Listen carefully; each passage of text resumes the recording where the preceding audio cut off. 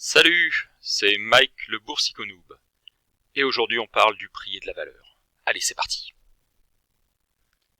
Alors le prix, c'est quoi? C'est le niveau d'équilibre entre l'offre et la demande, c'est ainsi qu'on va le définir.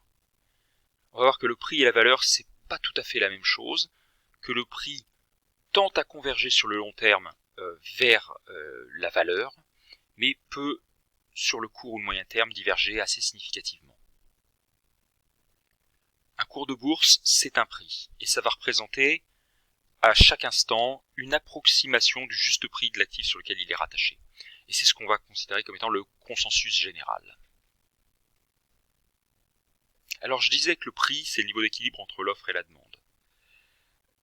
Par exemple, le prix d'une action, c'est le reflet de l'équilibre entre tous les vendeurs et tous les acheteurs. Les prix vont monter, le cours d'une action va monter, si sur le cours actuel, il y a plus de demandes, c'est-à-dire plus d'acheteurs, qu'il n'y a de vendeurs, c'est-à-dire d'offres. Il va falloir que le prix monte pour que l'équilibre entre les vendeurs et les acheteurs puisse se reformer. Et à l'inverse, les prix vont descendre si le nombre d'acheteurs est inférieur au nombre de vendeurs, c'est-à-dire que si la demande est inférieure à l'offre. Si à un moment donné, le prix est jugé trop bas par la majorité, par le consensus des acteurs, qu'est-ce qui va se passer?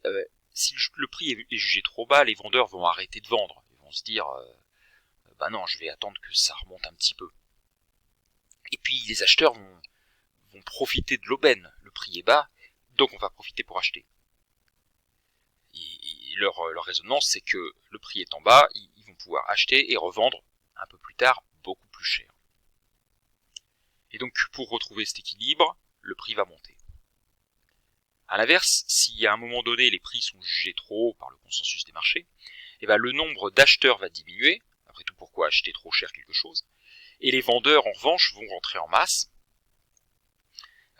estimant qu'ils ont fait une bonne affaire d'une part s'ils ont acheté précédemment, ou alors qu'ils pourront racheter moins cher un peu plus tard. Ça veut dire quoi? Ça veut dire que les prix vont jamais rester très très longtemps beaucoup trop haut ou beaucoup trop bas. Ça va se réguler assez rapidement. Le marché, le but du marché, en fait, c'est d'optimiser la quantité d'échanges, maximiser le nombre de transactions, le volume de transactions, pour satisfaire à la fois les vendeurs et les acheteurs. Et le marché va donc refléter en permanence le prix optimal qui maximise ce nombre de transactions, enfin plus exactement le volume de transactions, de manière à avoir déjà le maximum de commissions et puis pouvoir faire le maximum d'échanges entre les vendeurs et les acheteurs.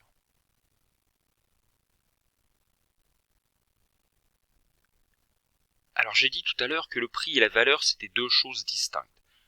Soyons clairs, je ne parle pas d'une valeur affective ou d'une valeur esthétique, ou soit je parle bien de valeur financière. Alors la valeur financière intrinsèque d'un actif va représenter la valeur actuelle des gains futurs. On va estimer les gains futurs, en fait plus exactement les flux de trésorerie futurs, le cash flow futur, et on va essayer de donner une valeur à ces gains futurs. Cette valeur, elle va être pondérée par le risque associé aux gains futurs, ou le risque de ne pas réaliser ces gains futurs, et puis par un facteur temps. Plus l'horizon est lointain, plus la valeur est faible. À l'inverse, plus l'horizon est proche, plus c'est intéressant.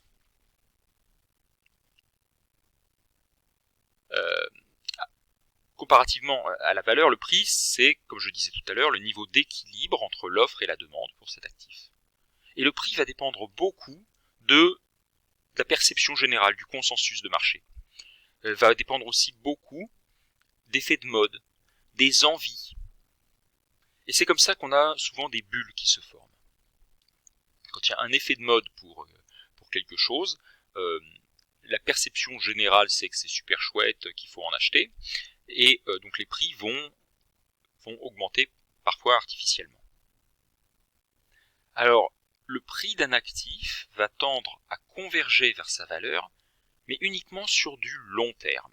Sur du court et moyen terme, les effets de mode, les effets d'envie, les effets qui sont autres que les effets de valeur, tentent à prendre le dessus et peuvent faire diverger significativement le prix de la valeur. C'est comme ça qu'on peut avoir, par exemple, des actions qui sont cotées très en dessous ou très au-dessus de leur valeur. C'est comme ça qu'on peut avoir un prix du pétrole qui, je ne sais pas si ça rappelle des choses à certains, mais à un moment donné, je ne sais plus si c'était fin 2020 ou début 2021, quand le prix du baril de pétrole est devenu pendant un temps négatif. C'est-à-dire que les gens cherchaient à se débarrasser à tout prix de leur baril de pétrole parce qu'ils avaient des problèmes de stockage. Et donc ils étaient prêts à payer pour s'en débarrasser, ce qui est complètement fou. Voilà. Alors, certains supports d'investissement, on va le voir tout à l'heure, ont un prix et une valeur intrinsèque. D'autres n'ont pas de valeur intrinsèque parce qu'il n'y a pas de cash flow futur associé. Ils n'ont qu'un prix. Alors en ce qui me concerne, j'avoue pas être très très fort pour déterminer la valeur intrinsèque d'un actif. C'est pas quelque chose que je sais faire. D'autres investisseurs value le font très bien. Et lorsque ils déterminent que la valeur d'un bien est inférieure à est supérieure à son prix, qu'est-ce qu'ils vont faire ces gens-là? Ils vont acheter ce bien-là. Et ces investisseurs disent value. Et ce faisant, ils vont influencer le prix, puisqu'ils achètent en masse, les prix de ces biens-là vont monter. Voilà. Et donc, ce qui fait que, en fait, et l'inverse est vrai aussi à la vente. Ce qui fait que le prix va tendre vers la valeur, mais sur du long terme. Évidemment, avec beaucoup de fluctuations entre temps. Alors, si on regarde par exemple la valeur d'une action, personne ne connaît vraiment exactement le juste prix d'une action. Ce juste prix, en fait, c'est quoi? C'est le consensus d'un nombre extrêmement important d'intervenants, en fait, de la somme de tous les intervenants du marché, et chacun a sa propre opinion. Un tel va considérer que le prix est trop bas, d'autres vont penser que le prix est trop haut, et ils vont agir en conséquence, soit en achetant, soit en vendant. Quand il y a une forme de consensus sur le fait qu'un bien est trop cher ou trop peu cher, s'il est trop peu cher, ce qui va se passer, et on le voit sur le graphique qui est le premier graphique qui est en haut ici, en haut à droite, les prix vont monter. Et puis si ça devient trop cher, si le consensus détermine que le bien est trop cher, les vendeurs vont rentrer en masse, les acheteurs, eux, en revanche, vont s'abstenir, et le prix va baisser, et ainsi de suite. Et donc les prix, qu'est-ce qui se passe? Ils vont évoluer en permanence, parce que le marché va chercher en permanence cet équilibre entre l'offre et la demande, et c'est extrêmement fluctuant. Si à un moment donné les fondamentaux changent, eh bien le consensus sur le juste prix est modifié. On voit sur le graphique du milieu, au début c'était plutôt stable, et d'un seul coup, il y a un événement qui s'est passé, qui a fait basculer complètement le consensus du marché. Les gens ont considéré que c'était trop cher, et donc les prix ont très rapidement évolué, et ça peut se passer évidemment à la hausse ou à la baisse. Ça veut dire quoi? Ça veut dire qu'à un instant donné, à un instant T, je ne parle pas du passé, je ne parle pas du présent, mais à un instant T, on peut considérer que le prix du bien, le cours de bourse, c'est une approximation du juste prix à cet instant. Mais vraiment à cet instant. Et donc l'évolution d'un cours de bourse représente l'évolution du juste prix dans le temps. Et ce que les gens en pensent. Alors je reviens un moment sur la distinction entre prix et valeur et comment on détermine ça. Il y a deux types d'analyses principalement qui sont utilisées pour analyser les cours de biens, la valeur des biens. L'analyse fondamentale, elle vise à estimer la valeur d'un actif ou d'un bien, et l'analyse technique qui vise plutôt à estimer un prix futur de quelque chose. Donc on encore une fois, on retombe sur cette différence entre le prix et la valeur.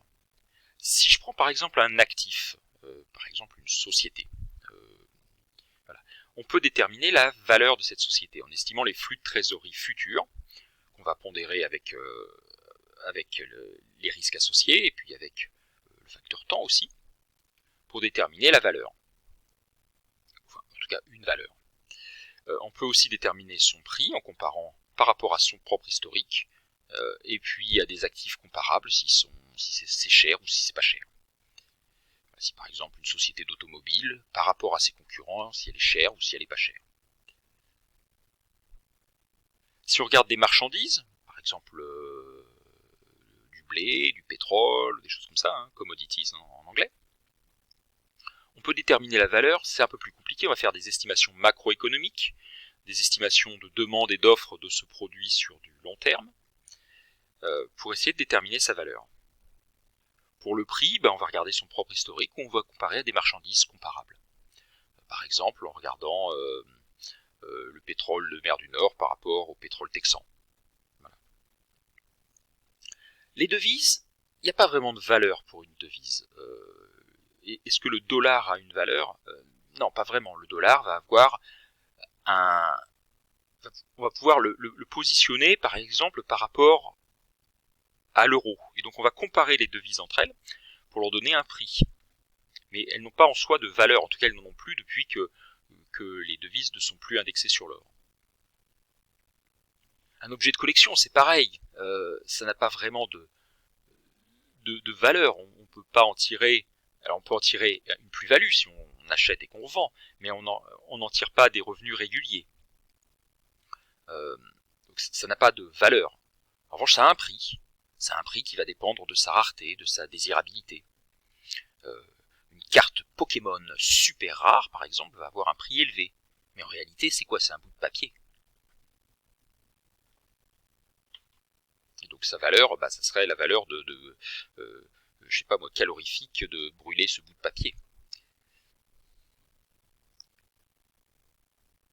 Alors revenons rapidement sur l'analyse technique et l'analyse fondamentale. C'est les deux modes d'estimation qui sont utilisés par les intervenants des marchés. En tout cas ceux qui sont sérieux. Donc les intervenants de marché vont utiliser soit l'analyse technique, soit l'analyse fondamentale pour prendre leurs décisions, parfois les deux. Il y a d'autres personnes, d'autres intervenants de marché qui vont utiliser des techniques un peu plus expérimentales. Je parle ici de magie, de rites vaudou, d'intuition, de ce qu'on veut, d'astrologie, voilà, des choses. Voilà, on y croit, on n'y croit pas, chacun fait un peu ce qu'il veut. Voilà, ça a peut-être tendance à être utilisé surtout par les débutants. Le fait de se dire, ah ça je le sens bien, ça va monter, je sais pas trop pourquoi, mais je le sens bien. Voilà. Donc c'est les différents types d'analyse. On va surtout se concentrer, évidemment, vous l'aurez compris, sur l'analyse technique et l'analyse fondamentale. L'analyse fondamentale va se baser sur les fondamentaux économiques du sujet qu'on traite. Si c'est une société, par exemple, ça va être son chiffre d'affaires, les résultats passés, les prévisions de résultats pour les années à venir, les investissements, les stocks, ce genre de choses, qui va permettre de donner une estimation de la valeur de l'entreprise. On va aussi et surtout se baser sur les perspectives économiques de cette société, puisque de ses résultats futurs, enfin de ce qu'on anticipe dans le futur. Voilà. Une fois qu'on a réalisé cette analyse fondamentale, on a réussi à déterminer une valeur, et on va prendre position s'il y a une différence avec le prix. Si la valeur de l'entreprise qu'on a calculée est supérieure au prix actuel, on aura intérêt à acheter. Acheter pour revendre au moment où le prix et la valeur auront convergé. À l'inverse, si on détermine que la valeur de l'entreprise est inférieure au prix actuel, on va se dire, oh là, c'est cher, on va vendre. Bon, ça nécessite quand même un gros travail, et c'est quelque chose que moi je sais pas faire. Soyons très clairs, je sais pas faire ça. Je considère que ce type d'analyse, c'est valable sur le long terme uniquement, et pour des investisseurs qui vont conserver leur position très longtemps, plusieurs mois, surtout plusieurs années, parce qu'il faut le temps que la valeur et le prix convergent, ou en tout cas qu'ils se redirigent l'un vers l'autre. le prix se redirige vers la valeur. Et quand on détermine une valeur d'entreprise, là encore, on ne la détermine pas pour dans 2 mois, on va la déterminer pour dans 5 ans ou 10 ans. L'analyse technique, en revanche, va se baser sur l'évolution du prix.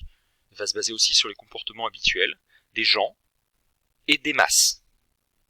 Cette analyse technique, on va retrouver les mêmes types de comportements sur à peu près tous les horizons de temps. Peut-être pas sur les très longs termes, mais en tout cas sur les horizons de temps long terme, moyen terme, court terme, et même de très très très court terme. Et ce que je considère aussi, c'est que les informations fondamentales, les annonces qui vont sortir pour les entreprises, par exemple, ou pour, je sais pas moi, l'inflation, le nombre de chômeurs, tout ça, et ben c'est dans les cours bien avant que ces informations soient rendues publiques. Et on va voir ça dans un instant. Et à l'inverse, l'analyse technique va permettre d'anticiper ces informations d'ordre fondamental, même sans être expert, simplement par le comportement du prix. Donc voilà, ce que je voulais dire, c'est que les informations fondamentales, les news économiques, les news politiques, je sais pas moi, l'évolution du chômage, de l'inflation ou du prix du pétrole, et ben tout ça c'est déjà plus ou moins intégré dans les prix des différents actifs. Avant tout événement prévisible, je ne parle pas ici de tsunami ou de tremblement de terre ou de choses comme ça, mais des choses prévisibles. Bon, on va voir les experts qui vont analyser tous ces impacts.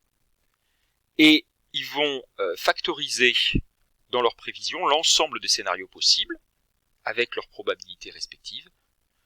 Et ce qui fait qu'en fait, tous les événements possibles sont pris en compte dans les cours par l'analyse de ces experts qui anticipent les différents scénarios.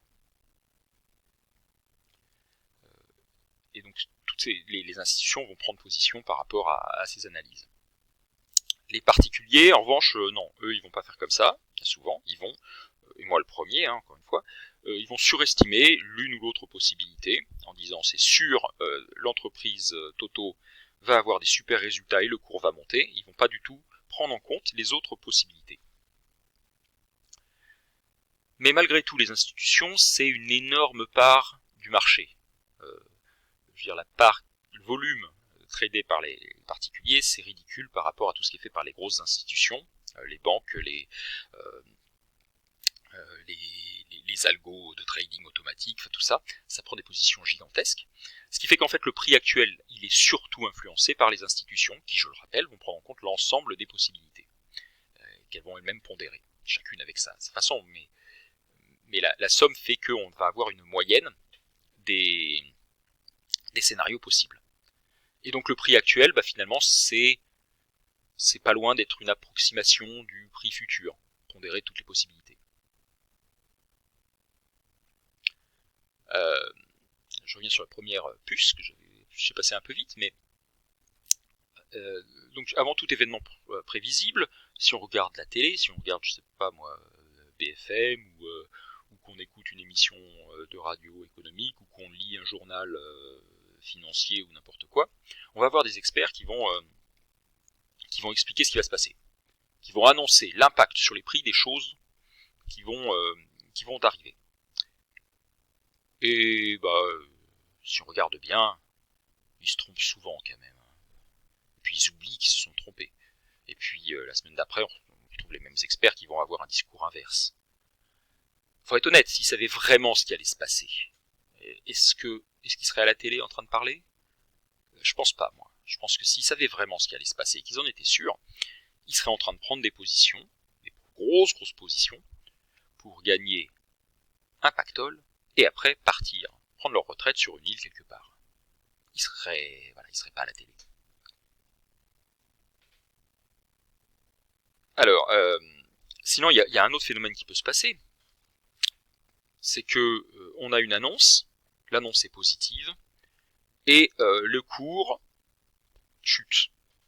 Alors on se demande, mais qu'est-ce que c'est que ce machin ? C'est complètement rigged. l'annonce était pourtant était positive, le cours chute, ou à l'inverse, c'est une mauvaise nouvelle et le cours monte. Bah non, en fait, ça signifie juste que le marché pensait que la nouvelle serait soit beaucoup plus mauvaise, soit nettement meilleure. Et puis donc ils sont un peu déçus ou rassurés.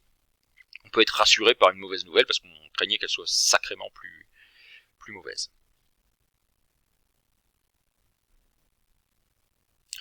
Je vais conclure sur ce sujet-là. Ce qu'il faut retenir, le prix, moi je considère que c'est le prix à un instant T. C'est un niveau d'équilibre entre l'offre et la demande. C'est pas la même chose que la valeur financière encore une fois, qui est une estimation du cash flow d'un actif mesuré sur le long terme et ajusté du facteur temps, du facteur risque et tout ça. Et il ne faut pas oublier non plus que tout n'a pas de valeur financière. Le prix bouge tout le temps, parce que le marché recherche le meilleur équilibre entre l'offre et la demande, ce qui maximise le nombre de transactions. L'analyse fondamentale, je préfère la garder pour du long terme, je considère que ça n'a assez peu d'impact sur le court terme, voire même que ça peut nous induire en erreur. Et l'analyse technique, en revanche, est valable plutôt sur des horizons, enfin sur tous les horizons, peut-être pas sur les horizons de très long terme. Je considère aussi que les news économiques sont souvent déjà dans le prix et que les experts économiques, il faut faire attention et pas trop non plus croire ce que les gens racontent, et ça inclut les youtubeurs comme moi-même. Voilà. Si on était des experts, si tous ces experts économiques étaient vraiment savaient ce qu'ils faisaient, eh ben ils donneraient pas de conseils, ils seraient sur une île tranquillement en train de prendre leur retraite. Voilà, les informations simplement que j'ai présentées ici sont issues principalement donc de deux sources, certaines vidéos et certains écrits de Hal Brooks, qui est un expert en price action, j'en parlerai un peu plus tard dans d'autres vidéos, et puis Aswad, alors il a un nom un peu Aswad Damodaran pour tout ce qui est valorisation, que vous pourrez trouver sur YouTube en particulier. C'est un professeur d'économie qui est vraiment passionnant, qui a des vidéos très intéressantes sur YouTube, gratuites, et de grande valeur. Et bien voilà, on est arrivé, et vous savez quoi faire si ça vous a plu, hein, les trucs classiques dans chaque vidéo, le petit pouce, l'abonnement et tout ça. Et puis je vous dis à très bientôt.